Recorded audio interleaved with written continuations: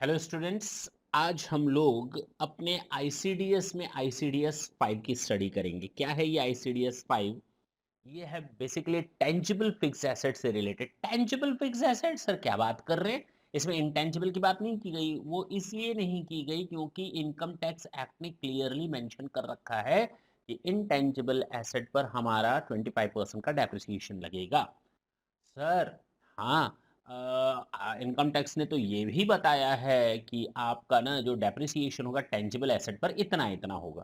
ठीक है, तो यहाँ पर इनटेंजिबल एसेट के केस में डेप्रिसिएशन और इनटेंजिबल सॉरी टेंजिबल एसेट के केस में उसके डेप्रिसिएशन और उसके ट्रांसफर और डिस्पोजल से होने वाले फायदे या घाटे को इस आईसीडीएस ने बिल्कुल नकार दिया। इस आईसीडीएस ने कहा आपके पास क्या है, प्लांट है, मशीन है, फर्नीचर है, बिल्डिंग है, क्या है, शिप है ना, ये टेंजिबल फिक्स एसेट है। हम उसी की बात करेंगे आईसीडीएस 5 में। और इस टेंजिबल फिक्स एसेट को ट्रांसफर और उससे रिलेटेड डेप्रिसिएशन के बारे में हमने इनकम टैक्स एक्ट में बहुत ही इत्मीनान से डिस्कस किया है। और जो प्रोविजन वहां डिस्कस किए गए हैं those provisions are full and final. Sir तो वहां छोड़ा क्या गया? वहां तो सारी चीजें आपने कवर की ना। ना, ऐसा सोचना मना है। हमने वहां पर सारी चीजें कवर अप नहीं की थी। अगर आप अकाउंट्स की बात करें, अकाउंट्स, हाँ, उसमें अकाउंटिंग स्टैंडर्ड 10 है फिक्स एसेट से रिलेटेड, और उसने कहा है कि एसेट को हम रिकॉग्नाइज करते हैं किस वैल्यू पर। अब चूंकि ये इनकम टैक्स है, चूंकि ये इनकम टैक्स है, तो ये एएस को इस तरह से रेफर नहीं कर सकता। इसने अपने अब स्टैंडर्ड्स बनाए हैं।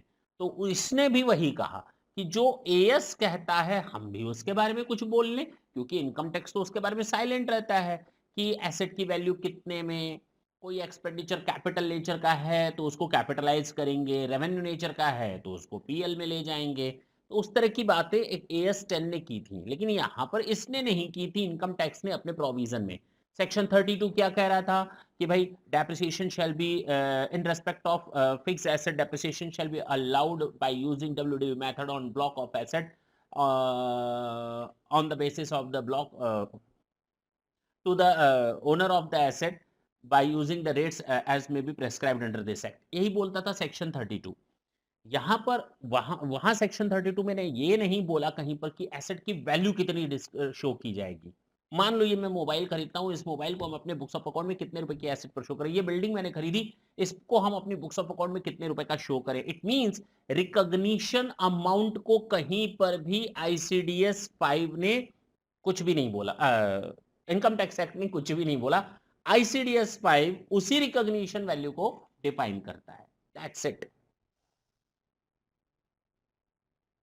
मैंने एक बिल्डिंग के बदले एक बिल्डिंग किसी को दे दी, दूसरी बिल्डिंग ले ली, किस वैल्यू पर शो करेंगे? मैंने ना बिल्डिंग दे दी, उसके बदले शेयर्स ले लिए। मैंने शेयर्स दे दिए, बिल्डिंग ले ली, किस वैल्यू पर शो करेंगे? इसके लिए तो हमने कभी इनकम टैक्स में नहीं पढ़ा। वो अब कौन बताएगा? आईसीडीएस 5 बताएगा। अगर मैंने रिपेयर कॉस्ट करवाई है, रेवेन्यू है या कैपिटलाइज्ड है, वो हमको देखनी पड़ेगी। वो कौन बताएगा? सर वो आईसीडीएस 5 बताएगा। अब समझ में आया? जहां पर हमारे इनकम टैक्स प्रोविजन साइलेंट हो जाते थे, मेरी तरह नहीं साइलेंट हो जाते थे, वहां पर आईसीडीएस 5 आकर अपना मुंह खोल रहा है। अच्छा, जरा देखें आईसीडीएस 5 है tangible fix asset, it means not intangible. Intangible के बारे में बात नहीं कर रहा। टेंजिबल एसेट्स क्या हैं? Land, okay, building, machine, plant, furniture, मालूम है, held with the intention of being use. और हम लोग को मालूम है कैपिटल नेचर की एसेट होती है, वही फिक्स एसेट होगी जिसको हम अपने बिजनेस में यूज करेंगे, जिसको हम सेल के पर्पस से नहीं रखते। अगर हम किसी एसेट को खरीदते हैं सेल के लिए तो वो हमारी एसेट नहीं मानी जाती। तो कहा गया is not held for sale in the normal course of business.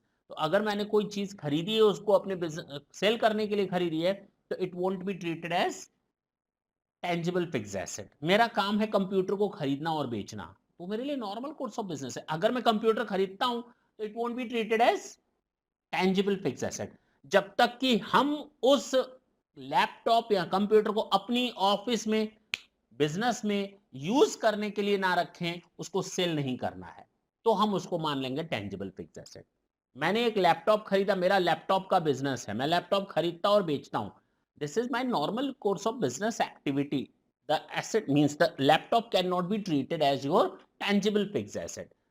On the other side, if I am just buying a laptop only for the purpose of using it my business purposes, मैं उस पर tally software install करूंगा, उसको मैं accountant को दूंगा और अपने बिजनेस में यूज करूंगा for long term, it means I am not going to purchase that laptop for the purpose of sell it in the normal course of business, not at all. That particular laptop shall be treated as a tangible fixed asset. Got it? Yes sir.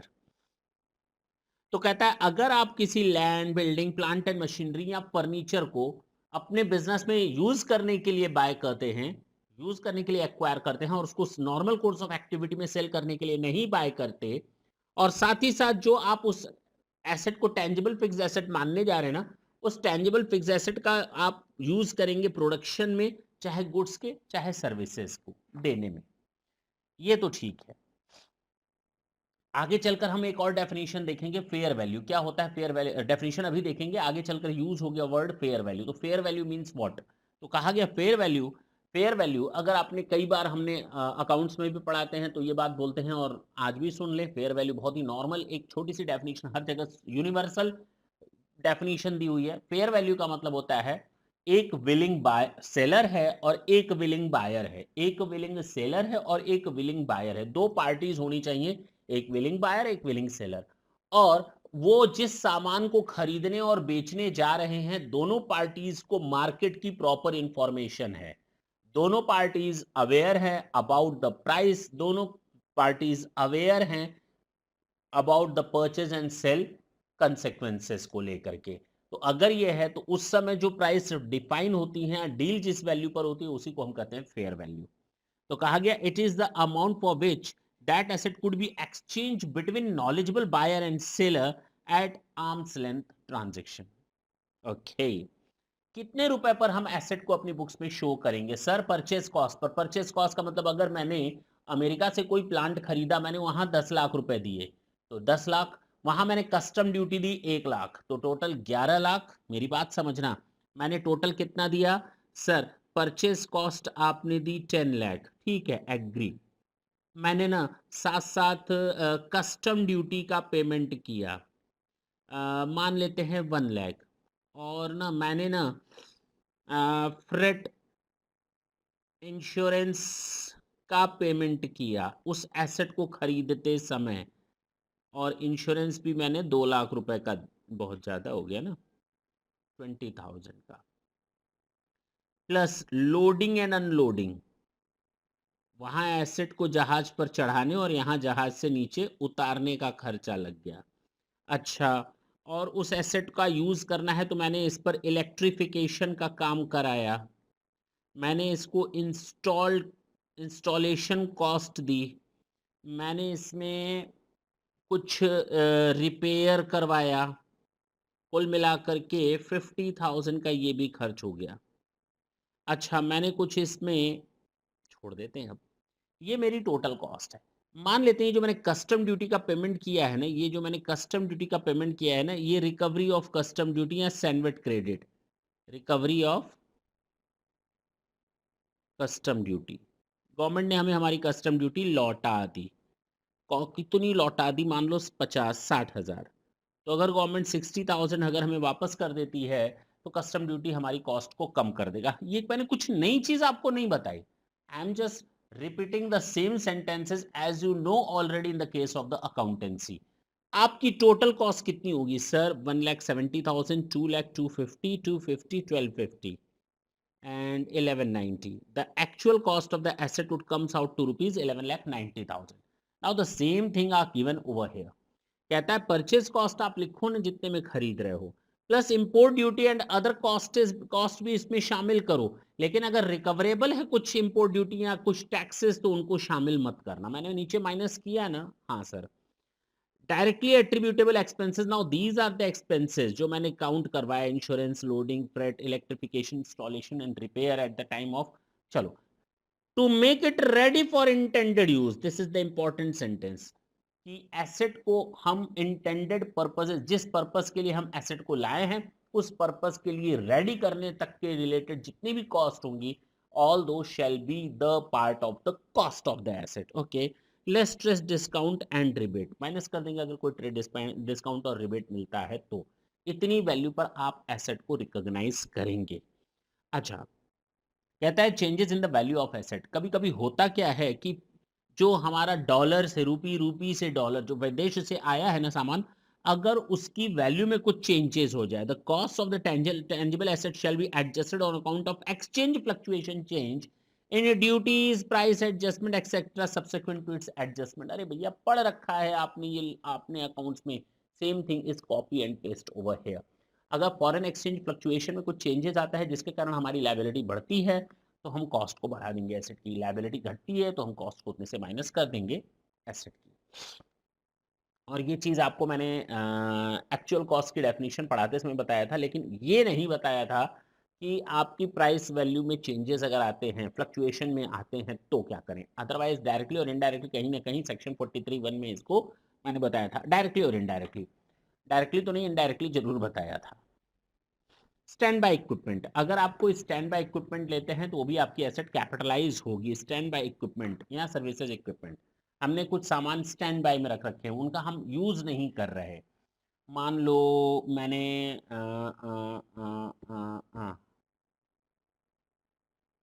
मैंने अपनी factory में एक generator active है, एक generator stand by रखा है किनारे, ताकि अगर मान लो कभी जनरेटर जेनसेट खराब हो जाए तो दूसरा जनरेटर हमेशा हमारी इलेक्ट्रिसिटी को अनइंटरप्टेड पावर देने के लिए यूज किया जा सके। तो दूसरा, even though it is not directly used at that time, but yes passively it is being used. Passively, ये डायरेक्टली नहीं यूज हो रहा, एक्टिवली यूज नहीं हो रहा, पैसिव वे में ये यूज हो रहा है, तो हम उसको भी कैपिटलाइज करेंगे। तो इसी तरह सर्विस इक्विपमेंट को भी कैपिटलाइज करना होगा। स्पेयर पार्ट्स, कहता है कि अगर ये तुरंत कंज्यूम हो जाते हैं, स्पेयर पार्ट्स खत्म हो जाते हैं कंजम्पशन हो करके, तो वो हम रेवेन्यू मान लेंगे, पीएल अकाउंट में चार्ज कर लेंगे, रेवेन्यू मान लेंगे। when such spares can be used only in the connection with an item and used in the expected irregular, मान लो हमने कुछ स्पेयर पार्ट्स खरीद रखे हैं एसेट से रिलेटेड, और वो स्पेयर पार्ट्स उस एसेट का इंटीग्रल हिस्सा बन जाता है, उसका हिस्सा बन जाता है, तो वो हम कैपिटलाइज करेंगे। लेकिन अगर कुछ स्पेयर पार्ट्स खरीदें जो तुरंत कंज्यूम हो जाते हैं, तो उनको रेवेन्यू की तरह चार्ज करेंगे।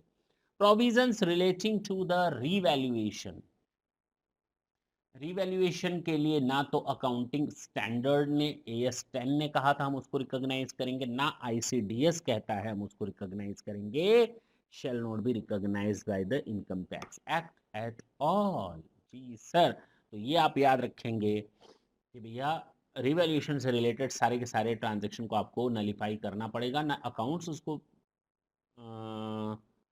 रिकॉग्नाइज करता है, ना तो इनकम टैक्स ICDS के तहत रिकॉग्नाइज करेगा।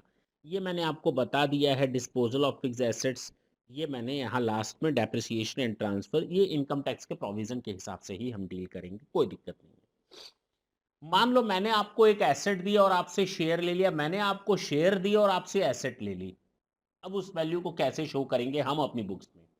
तो कहा गया कि आप फेयर वैल्यू को कंसीडर करेंगे। कहा मैंने बोला फेयर वैल्यू। फेयर वैल्यू मतलब दो पार्टीज हैं, विलिंग बायर, विलिंग शेयर, दोनों नॉलेजेबल पार्टीज हैं, मार्केट चेंजेस या वैल्यू ऑफ द प्राइसेस या प्राइसेस के बारे में अवेयर है।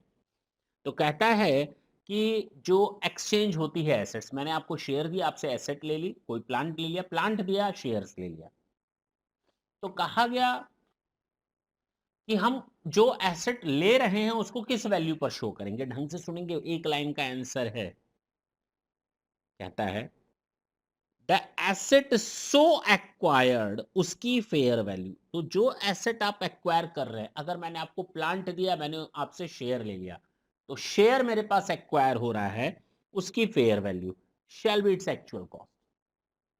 मैंने आपको शेयर दिया, आपसे फिक्स एसेट ले लिया, प्लांट एंड मशीनरी ले लिया, तो plant and machinery so acquired the fair value shall be its actual cost, that's it. Okay, improvement and repairs, अगर इंप्रूवमेंट हम करवा रहे हैं, रिपेयर करवा रहे हैं, और ये लॉन्ग टर्म नेचर का है और इससे उसकी लाइफ बढ़ती है, तो कैपिटलाइज होगा। नॉर्मली ये रेवेन्यू में ट्रीट किया जाता है। Is it clear?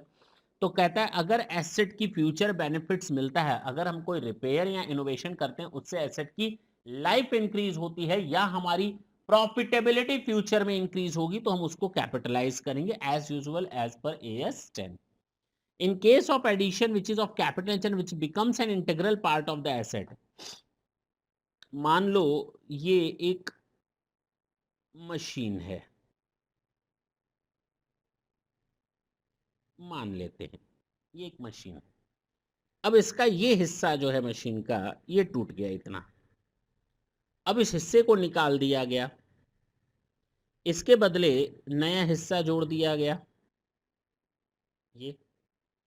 तो अब जब नया आ गया तो ये एसेट का इंटीग्रल पार्ट हो गया, एसेट का इंटीग्रल पार्ट हो गया तो ठीक है, इसको इस एसेट की एक्चुअल कॉस्ट में ही ऐड कर लो, कोई सोचने की जरूरत नहीं है, कुछ सोचने की जरूरत, जो इस एसेट की एक्चुअल कॉस्ट है उसमें जो चल रहा है उसमें ऐड हो जाएगा. क्लियर.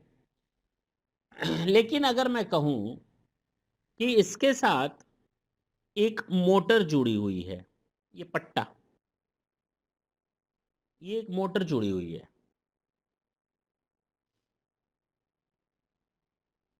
अब हुआ क्या, ये मोटर खराब हो गई, इस मोटर को मैंने रिप्लेस कर दिया, नई मोटर बन गई, हाँ सर, ये रिप्लेस कर दिया. अब ये इंटीग्रल पार्ट नहीं क्योंकि ये कनेक्टेड एक पट्टे से है, वहां मोटर चलती है घर घर करके, लेकिन अब है तो इस एसेट के लिए ही, लेकिन इंटीग्रल पार्ट नहीं है, इसकी लाइफ अलग है, इसकी कॉस्ट अलग है. ये एसेट फ्यूचर में अगर नहीं भी यूज होगी तो भी ये एसेट यूज होने के लिए मेरे पास रखी रहेगी, कोई दिक्कत नहीं है. We will use this asset even after the completion of this one asset. जिस मेन एसेट के लिए खरीदी गई है उस एसेट की डिस्पोजल के बाद भी हम इस एसेट को यूज कर सकते हैं.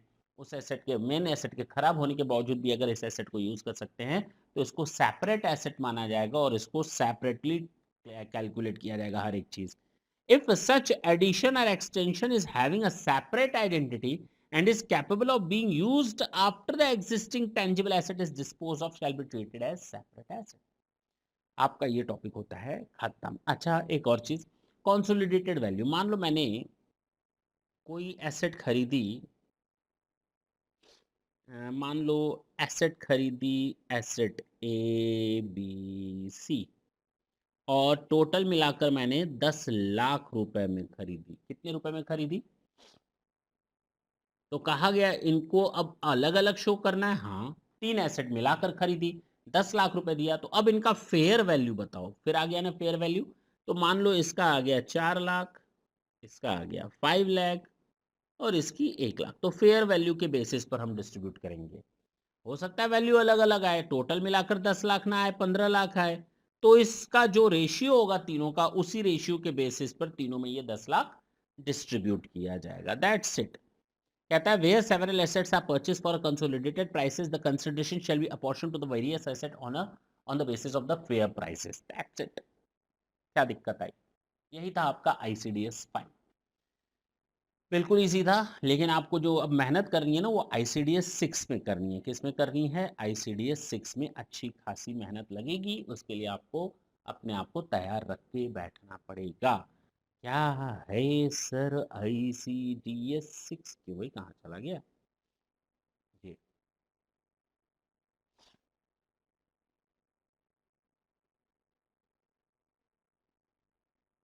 नेक्स्ट सेशन में आपसे फिर मिलेंगे, तब तक के लिए tata and bye bye. Thank you.